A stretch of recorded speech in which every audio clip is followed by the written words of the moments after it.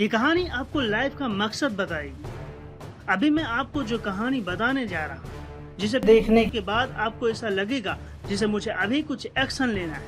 मेरे पास टाइम नहीं है, मेरी टाइम की वैल्यू है और मुझे इस टाइम को बचा के रखना है और अपनी लाइफ में कुछ बड़ा करना है। इसलिए हमें अभी इसी वक्त फ्यूचर प्लानिंग करनी जरूरी है। यह कहानी आपको जिंदगी भर याद रहने वाली है, क्योंकि कहानी हम कभी भूलते नहीं। यदि कोई लेसन पढ़ते हैं, उसे लिखते हैं तो भूल जाते हैं। अगर वहीं पर कोई कहानी सुनते हैं, अपने माइंड में उस चीज को बैठाकर फिर कॉपी में लिखते हैं तो वो चीज हमेशा याद रहती है। यह कहानी एक ऐसे राज्य की है जहां पर हर 5 साल में हर एक राजा को चेंज किया जाता था। जब एक राजा के 5 साल कंप्लीट हो जाते तो उसे भेज दिया जाता था एक ऐसे जंगल के अंदर जहां पर खाने के लिए कुछ नहीं होता, जहां पर जंगली जानवर होते थे। जब एक राजा के 5 साल कंप्लीट होने वाले होते हैं तो उस राजा को नए कपड़े पहनाए जाते हैं और उस राजा को हाथी पर बैठाया जाता है और उसको भेज दिया जाता है वैसे जंगल के अंदर जहां पर उसके खाने के लिए कुछ भी नहीं होता, जहां पर वो अपना गुजारा भी नहीं कर सकता। किसी दिन वह भूखे मर जाएगा या कोई जंगली जानवर अपना शिकार बना लेगा। यही उस राज्य का नियम था जो हर राजा को पालन करना होता था। राजा को जंगल भेजने के बाद अब वहां के लोग ये सोचने लगे कि अब हमारे राज्य का नया राजा कौन बनेगा। सारे मंत्रीगण को पता होता है कि हमारे राज्य में एक बंदा होता है जो बहुत ही होशियार इंसान है, तो उसको राजा बना देना चाहिए। जैसे ही गांव के सारे लोग जाते हैं उस इंसान के पास और रिक्वेस्ट करते हैं कि आप हमारे राज्य का राजा बनेंगे, तो वह बंदा मना कर देता है, क्योंकि उसको सारी बातें बताई जाती है कि जब आपके 5 साल कंप्लीट हो जाएंगे तो आपको ऐसी जगह भेज दिया जाएगा जहां पर जीवन नहीं है, सिर्फ जंगल ही जंगल है।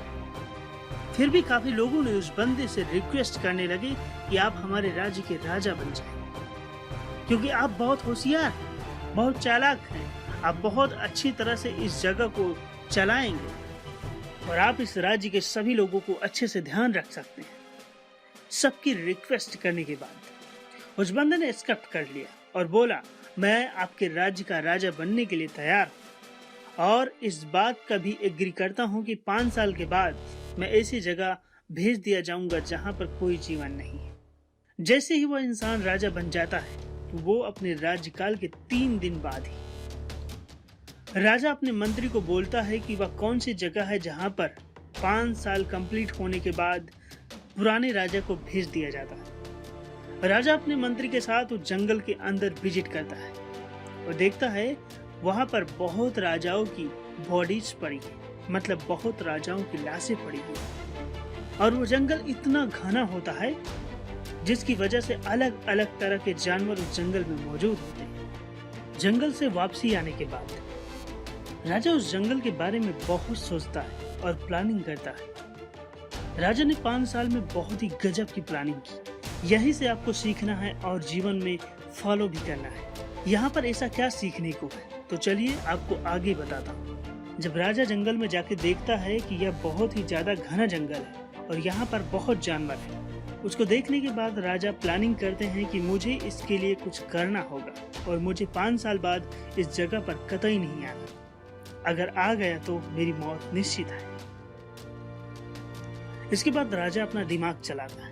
राजा ने पहले ही साल में उस जंगल के सारे पेड़ कटवा दिए और वहां के जितने भी खतरनाक जानवर थे उन सबको दूर दूसरे जंगल में भिजवा दिया। राजा ने दूसरे साल में उस पर और काम किया, उसको और थोड़ा सा ऐसा बनाया कि वह जंगल ना लगे। तीसरे साल में उस जगह पर एग्रीकल्चर का काम करवाया गया। चौथे साल में वहां पर काफी सारी बिल्डिंग बनने लगी, वहां पर कॉम्प्लेक्स बनने लगे, वहां पर लोगों ने घर बनाना शुरू कर दिया, वहां पर रोड वगैरह बनना शुरू हो गए।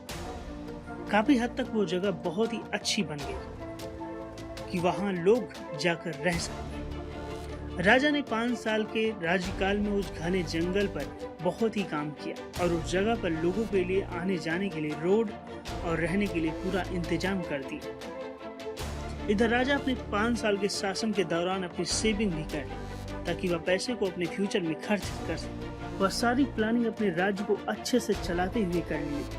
जैसे ही राजा के 5 साल कंप्लीट होने ही वाले होते हैं तो वह अपने राज्य के लोगों को बोलता है कि अब मेरे 5 साल कंप्लीट हो गए, आप सब हमें उस जगह पर भेज दो जहां बाकी के राजा को भेजा जाता है।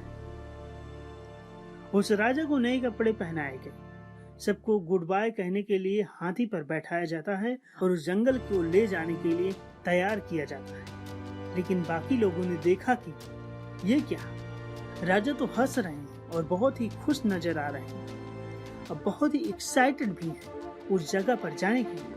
लेकिन हर बार जब भी 5 साल कंप्लीट होता था तो राजा रोता हुआ जाता था, लेकिन ये राजा तो हंसता हुआ जा रहा है। ये सब देखकर लोगों ने पूछा कि आप हंस क्यों रहे?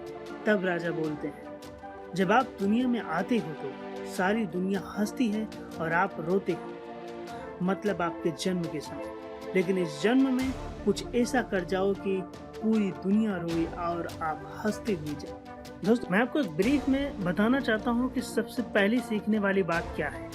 सबसे पहली सीखने वाली बात यह है कि हमें अपने टाइम की वैल्यू को समझना है, अपने टाइम को बचा के रखना है। दूसरी चीज, अपने 5 साल के आने वाली जिंदगी की प्लानिंग करें ताकि हमारी जिंदगी 5 साल बाद कैसी होगी वो आप ही डिफाइन कर सकते हैं।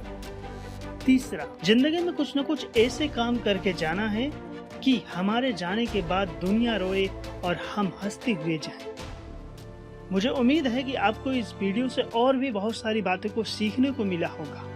वीडियो काफी लंबा हो जा रहा है, इसलिए मैं इतनी सारी चीजें आपको समझा नहीं सकता। आपसे उम्मीद है कि आपको इस वीडियो से बहुत कुछ सीखने को मिला होगा। अपना कीमती समय देने के लिए आप सबका बहुत बहुत धन्यवाद। जय हिंद, जय Bharat. Subscribe now and press the bell icon. Never miss an update.